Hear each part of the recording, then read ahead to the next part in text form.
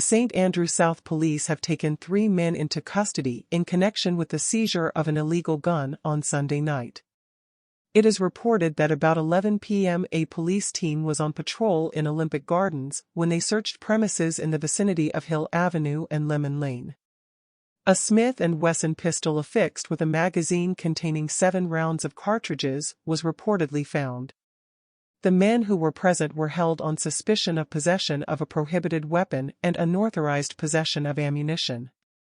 The Special Operations Branch is investigating the matter.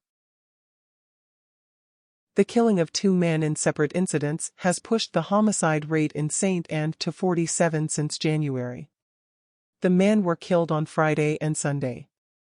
In the first incident, 50-year-old Craig Duncan, of Buckfield and Ocho Rios, was stabbed during an altercation with another man.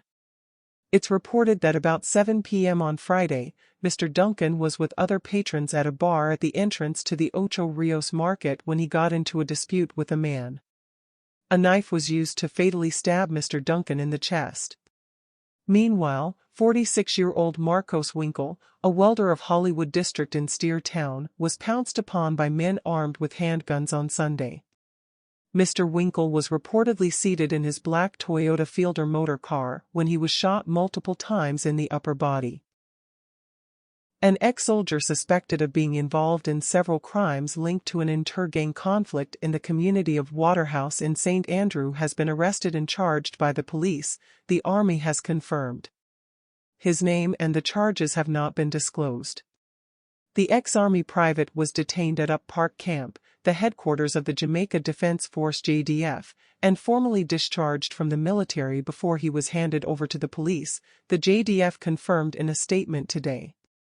He has been formally charged, said the statement from the JDF Civil Military Cooperation and Media Affairs Unit. The JDF said specific details cannot be provided at this time, citing the ongoing police investigation, but said it is cooperating with the police. We want to assure the public that we are committed to transparency, accountability, the rule of law and due process, the Army said. We will continue to work closely with the Jamaica Constabulary Force on this sensitive matter in order to ensure that justice is served and the integrity of the organization is upheld. 2 men are dead and 3 others in hospital following a single-vehicle collision on the 3 Miles River Main Road in Westmoreland on Monday morning. They have been identified as 21-year-old Omario Brown, who was the driver, and one of his passengers, Javel Brown. The crash occurred about 1:15 a.m. in the vicinity of the Thrifty gas station. It's reported that the driver of a white Toyota Corolla Axio, with 4 passengers, was traveling along the 3 Miles River Main Road, allegedly at a high speed.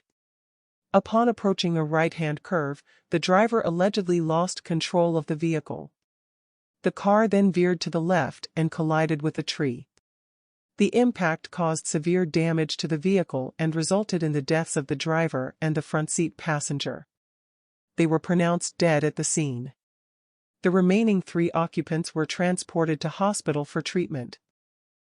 As of December 6, 50 people have died in Westmoreland, so this is 2 more. 57 in St. Catherine and 36 in St. Anne. These are dangerous parishes to drive in, and people need to be extra cautious. Everyone in Westmoreland should know by now that this is a place where crashes occur and fatal crashes occur. For the month of December, what is going to make a difference in the data is whether or not we have several multiple fatalities, which tends to happen. And the only way we can prevent this is to slow down. Good day, I'm Twyla Whelan and this is your JS News on Monday, December 9, 2024. The 2024-2025 cruise tourism season got off to a strong start, with 10 vessels calling on the 3 main resort ports between December 2 and 5. The vessels brought with them 34,519 passengers and a combined crew of 13,137. Carnival Legend was docked in the Montego Bay cruise ship pier with 2,183 passengers and 918 crew members. In a historic day for the Port of Falmouth, two vessels, Disney Treasure and Royal Caribbean Cruise Line's Celebrity Ascent, made their inaugural visits on December 5. Disney Treasure is the latest in the Disney Cruise Line fleet, and in an impromptu press conference on board the vessel, Tourism Minister Edmund Bartlett stressed that the close to 7,000 passengers on both vessels was significant for a single day in Falmouth. President and CEO of the Port Authority of Jamaica, Professor Gordon Shirley, shared similar sentiments. The Disney Treasure in its inaugural period coming to Jamaica signals the strength of the relationship with that cruise line. And it is one that we hope to deepen. Disney has already announced several other vessels to be launched over the next while. And our aspiration would be to have as many of those visit Jamaica as possible. Minister Bartlett has hailed the early and robust start to the season as further proof of the recovery being seen in the cruise subsector, which suffered a major setback in 2020 when the COVID-19 pandemic caused a total shutdown for 17 months. Now the island has welcomed 1.1 million cruise passengers since the start of 2024, which Minister Bartlett points out matches the record number secured in 2019 for the same period. The Trade Board Limited TBL has achieved ISO 9001:2015 certification, a globally recognized standard for quality management systems. The certification was formally presented during a recent handover ceremony hosted by the National Certification Body of Jamaica at the AC Hotel in Kingston. The scope of TBL services covered by the standard includes the issuance of trade licenses or permits, certificates of origin, and letters of origin. It also confirms the global standards for the certification of motor vehicle and scrap metal dealers, as well as the collation, validation, and updating of information for the Jamaica Trade Information Portal. Minister of Industry, Investment and Commerce Senator Aubin Hill says this international certification for the Trade Board enhances Jamaica's reputation as a destination for high-quality products and services. He adds that it also opens doors to new export opportunities and expanded market access. Senator Hill is urging other public and private sector entities to embrace international certification as a means of driving sustainable growth, productivity, and global competitiveness. The Ministry of Justice has officially launched simplified materials on legal aid services for persons with disabilities. Permanent Secretary in the Ministry, Graceland Stewart McFarlane, says this is meant to reduce some of the challenges persons with disabilities face as they navigate the justice sector. They are designed to provide simple, clear, and accessible legal information in formats that are tailored to meet the diverse needs of persons with disabilities. This includes audio, that's voiceovers, visual animations, and easy-to-read posters and flyers, ensuring that no one is left behind in the quest for justice. Program Specialist and Officer in charge of the United Nations Development Program UNDP, Stacey Ann Tomlinson Knox, adds that the initiative is a significant step towards inclusivity and empowerment for all members of society. The launch of information materials on legal aid services in Jamaica is more than the unveiling of a resource. It is a bold declaration that persons with disabilities deserve equitable access to information that empowers them to claim their rights, navigate legal systems, and contribute fully to our society.